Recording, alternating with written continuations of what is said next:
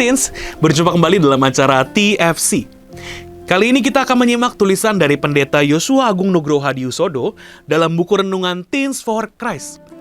Renungan kita hari ini berjudul Ditolak, yang terambil dari Markus pasal 6 ayat yang pertama sampai 13. Kembali lagi bersama dengan saya, Michael Engelbert. Mari sebelum kita mulai perenungan kita hari ini, kita bersatu di dalam doa. Tuhan, kami bersyukur untuk hari yang Tuhan berikan bagi kami.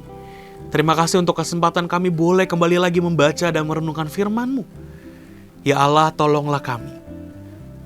Roh Kudus kiranya boleh menyapa hati dan pikiran kami, menggerakkan hati dan pikiran kami dan menggemburkannya, supaya kami bisa mengerti apa yang menjadi isi hati Tuhan bagi kami. Berbicaralah ya Allah, karena kami siap untuk mendengar. Di dalam tangan Tuhan Yesus Kristus, kami menyambut firman-Mu. Amin. Yang akan menjadi pusat perenungan kita hari ini adalah Markus pasal yang ke-6 ayat yang ke-4. Saya akan bacakan bagi kita sekalian. Yesus berkata kepada mereka, "Seorang nabi dihormati di mana-mana, kecuali di kampung halamannya, di antara kaum keluarganya dan di rumahnya." Ditolak. Dalam usia remaja, kita semua memiliki keinginan yang kuat untuk fit in, yaitu diterima oleh kalangan kita sebaik.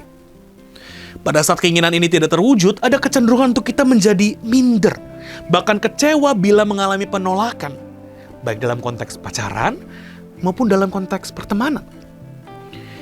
Dalam teks hari ini kita menemukan bahwa bukan hanya kita saja yang pernah ditolak, tetapi Tuhan Yesus pernah ditolak oleh lingkungan terdekatnya, yaitu di daerah asalnya.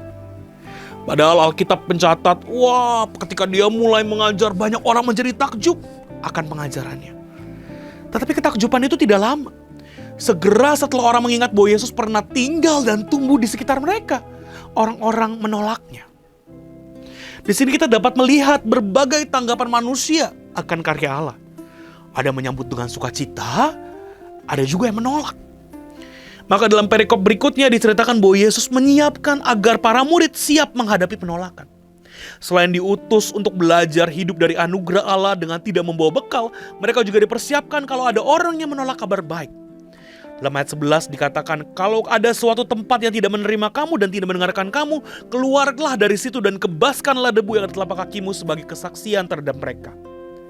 Nah, mengebaskan debu ini sebenarnya adalah pertanda bahwa orang-orang yang sudah menolak itu sudah melewatkan kesempatan yang berharga. Tindakan ini juga sebagai sebuah cara untuk menguatkan para murid agar tidak rendah diri, takut, apalagi mundur. Mereka harus tetap giat melanjutkan perjalanan menyebarkan Injil. Teens, kita perlu sadar bahwa tidak mungkin semua orang menyukai dan menerima kita. Yang bisa kita lakukan adalah terus menghadirkan diri sebagai pribadi yang baik dan berkenan kepada Tuhan. Jika suatu saat kamu ditolak, jangan patah hati. Tetaplah maju dan sebarkanlah kebaikan. Amin. Mari kita bersatu di dalam doa. Tuhan, kami bersyukur karena kami punya Allah seperti Engkau. Bukan Allah yang jauh, tapi Allah yang dekat dengan kami. Allah yang pernah merasakan apa yang kami rasakan. Kami percaya juga Tuhan bahwa Engkau membalut hati kami yang patah, perasaan kami yang luka mungkin karena ditolak. Kami bersyukur Tuhan untuk kasih-Mu yang besar bagi kami.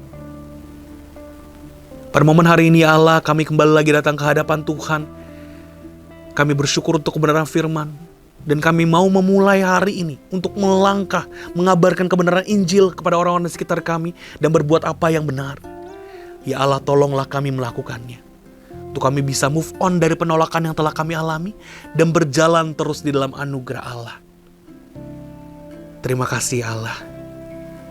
Kami telah selesai mendengarkan firman-Mu dan kami mau melakukannya. Tolonglah kami. Di dalam tangan Tuhan Yesus Kristus, Allah kami hidup dan yang memegang kehidupan kami. Kami berdoa. Amin. Demikianlah perenungan kita hari ini. Teman-teman jangan lupa untuk komen, subscribe, like, dan bagikan juga kepada orang-orang, teman-teman yang lain yang mungkin membutuhkan. Tuhan Yesus memberkati kita sekalian. See you.